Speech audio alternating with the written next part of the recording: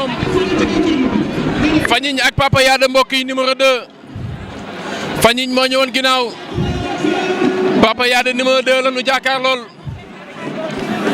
arbitre baa ngi laaj ay juge am laaj na Fagnigne ba xam noppi nga mu ne ko waaw arbitre ba sifflé na Papa Yada numéro 2 moo takk xànc bu xonk bi ci dënn bi Fagnigne moo ñëwoon ginnaaw wala boog moo féete à gauche Papa Yada ràcc na tànk ya ma ngay lewaatoog moom ma ngi koy xool waaw doon nañ ko bàkkee a Fagnigne fañ fa caa Fagnigne fañ fa caa loolu mooy boo bëggee nguur yàlla cawtu buuram soo bañee nguur tamit da Fagnigne jël na ko tànk ba Papa Yada dóor na ko génnee na ko jëlaat na ko Fagnigne dafa bëgg a bëre de Papa Yada nga koy dóor jàppante nañu Papa Yada ak Fagnigne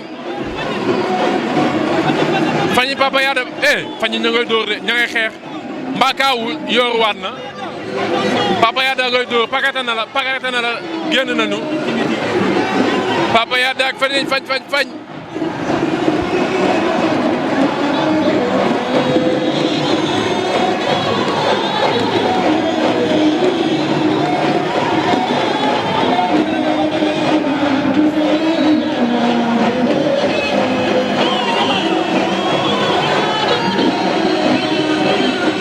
Fagnigne ak Papa Yada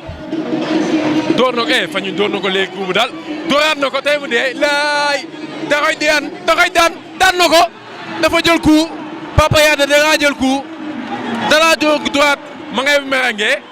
waa lii lan la